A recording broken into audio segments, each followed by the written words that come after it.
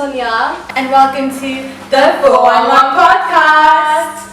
Thank you so much for tuning in, whether you're walking or you're taking a break from studying. Thank you so much for coming on and hopping on to this conversation with us. Today we're going to be talking about entrepreneurship and the impact COVID has had on business in general. Obviously, we haven't been able to visit stores like we used to, thus making window shopping ineffective. I mean, that's so true. Like, literally, you could walk into town with no plans of shopping and you could leave after buying things worth 100 quid, just not making sense. Many stores like Primark relied on this without investing in online marketing because there was no need at the time. But now we see the importance of online marketing and on moving with the times. I mean, let's just talk about Primark for a bit because that store touches my heart. It was so cheap, girl. Like, it was so nice as well. It's an essential shop. I don't know why it's not open. Okay, no, dude, it's not essential. I think it is. It's not essential. Why is Where do you it get your socks from? We were like little Is that bits and essential? bobs. Is Yeah, that I think essential? that's essential. Clothes are essential.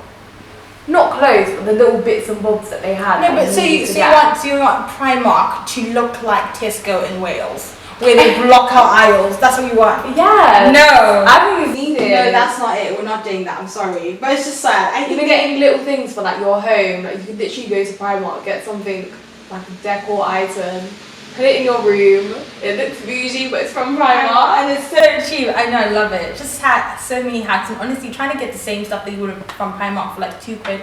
Looking at Amazon, I mean, I love Amazon and all, but y'all are too overpriced, man. I mean, but also look at stores like ASOS, Boohoo, and Pretty Little Thing. These are digital stores, and they never used to obviously use any money on rented spaces except for warehouses to ship and stuff. But these guys have grown so much. They experienced an increase of 40% in sales. Obviously, they benefit from the fact that high streets and malls have closed. Oh wow. Not only that, but they already had a reasonable market share before lockdown, and their marketing strategies were pretty fierce and on point. That is no lie, girl. They knew their consumers and understood how to reach their target market. Literally, that is so true. Because if you look at them, like, look at how many influencers they partnered with. I mean, from the small influencers like 1,000 followers all the way to big time people with like 6 million followers. They were able to, partner with them, have them design lines, have them design things that everyday girls want to wear. And then they penetrated the market. I mean, and just looking at it now, you'd think that big corporations would have caught on and started using the same marketing techniques, but no, they have not tapped that market. It makes no sense to me. And there are a number of big name brands that have either collapsed into administration or have been forced to close down some of their branches. Like the biggest Topshop in the UK in London on Oxford Street had to close down. That was such a sad moment. Topshop, and honestly, Topshop like hurt my feelings. I didn't think that they were, that bad. I didn't think people didn't buy clothes from them as often because to me they're pretty. You walk into Topshop, you always find something that you like. Literally. You know what I'm saying? So that makes no sense to me. But anyway, now they bought by ASOS, and it's a bit sad because I was thinking now that they closed down, there's a massive closing down sale going on. But no, if you go to their website, they literally just say shop our stuff at ASOS, so that sucks. And it's not only just Topshop. It's actually Victoria's Secret, Debenhams, Peacocks, Aldo, all of these. And it's only in the UK as well, which is even more sadder.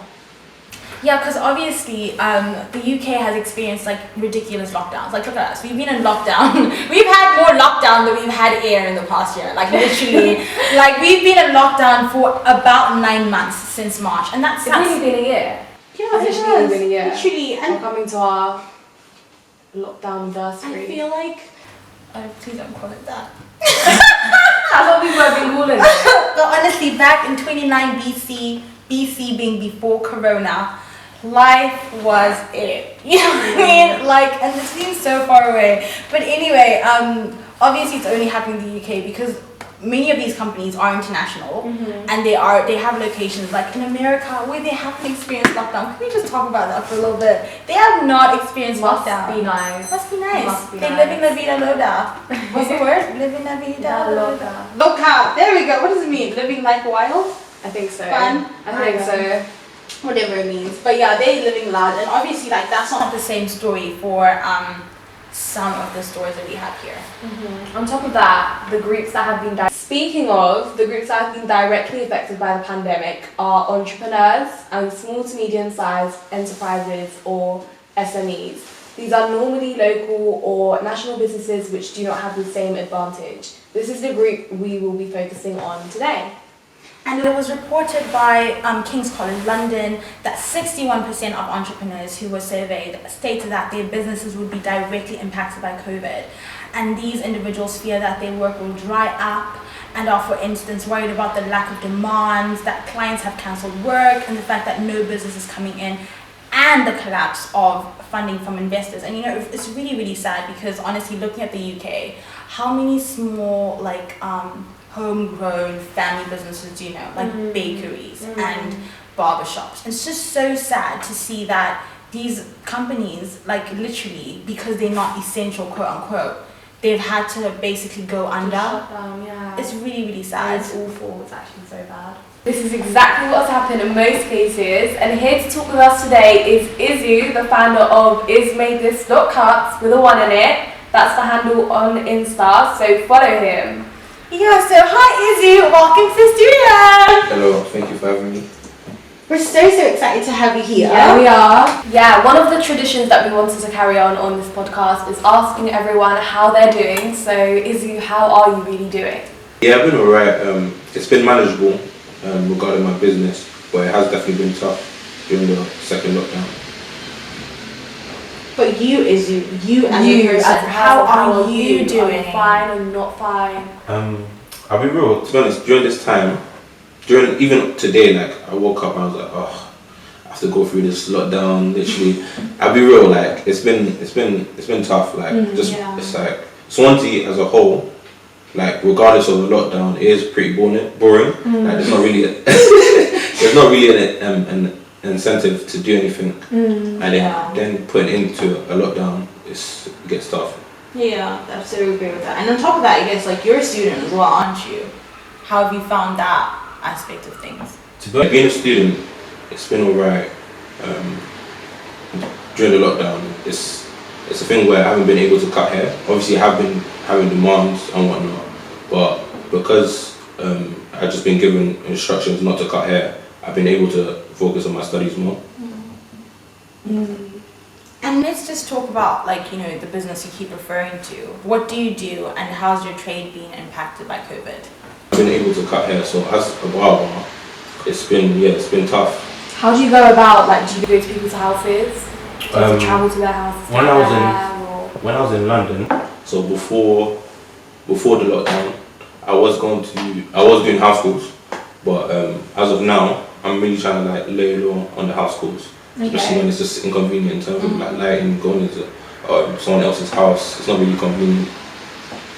What about in Swansea? How do you go about your business now? Right now, as of now, I'm just innovating and just trying to work on my craft without cutting hair. If that makes sense, I'm just trying to stick to the rules, literally. That's a good boy. Joking, sorry. Okay.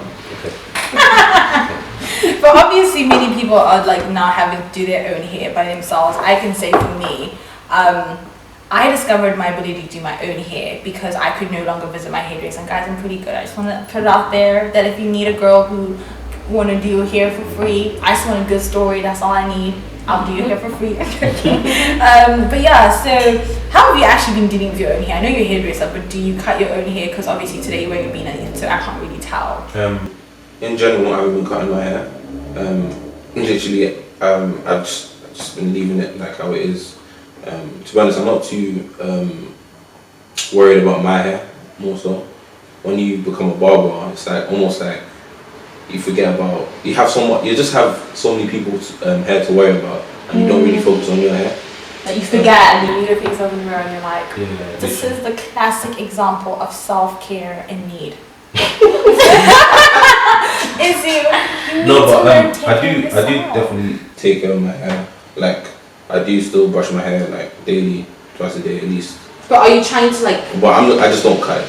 Are you trying to go back to how you were before with your long hair? No, definitely not. You look so cool. Didn't you look cool? yeah, you did. We loved it. We loved Izzy with long hair.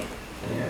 it's gonna take a long time to get that back. A long time. Okay. Like how long are we talking? 2 years, 1 year, 3, 4 years? Okay, why are you acting like your hair is a struggle like that? No, because it's like I got really tight curls, like 4C, so it's gonna be very hard to like grow it out. Okay.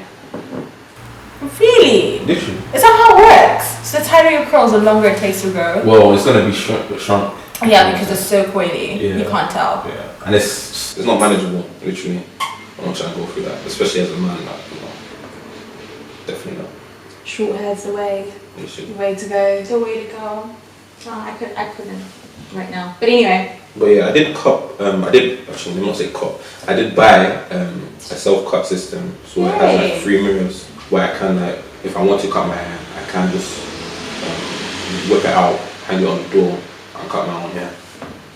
That's pretty Okay. So that's just not something you want to do. I can do it, but I mean, for the time being, not really. You're okay. Yeah. So Izu, how are you capitalising on where the current situation is in the world? Do you have alternative business plans to support your vision, or? Oh. So as of now, right now I'm just trying to work on my craft, trying to get better, trying to dive into a lot more stuff like braiding. I'm really trying to like work on my my braiding techniques. I'm also trying to get better at my designing in terms of haircuts. But as of now, I'm not trying to dive into like making products as of now because I don't think it's convenient. I don't feel like there's a purpose there. Because when you have a product, it's almost like it goes from being at a certain place to being worldwide, if that makes sense.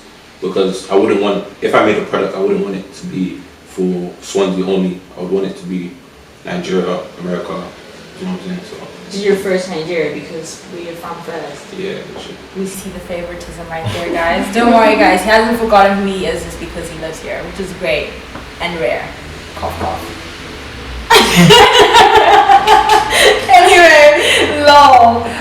Just a funny story on what you just said, about self-cutting your hair and stuff, because a lot of people, like I said, have to now do their own hair at home.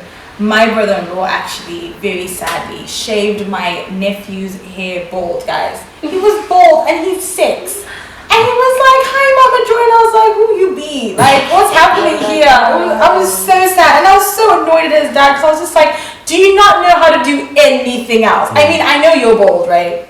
But I know, of your own, but can't you do better for your son? Like, please." I was so annoyed, but I'm sure like this is the story of many people out there, and could be a potential market. So have you thought about maybe linking with other barbers to deliver a paid online course that teaches me to cut their hair at home? Or anything like that? Yeah, it's funny that you say that because I was literally talking to one of my clients the other day, and he said that I should literally make an online course because I have wanted to dive into YouTube, but I just haven't been really given that incentive. I've recorded my videos more, but I definitely haven't I just look at it and I'm just like, I want to be better in terms of quality. So I haven't really released anything yet, but I've recorded videos, so I could definitely make an online course. I have hopes of doing it, but for now, I'll probably just do YouTube tutorials.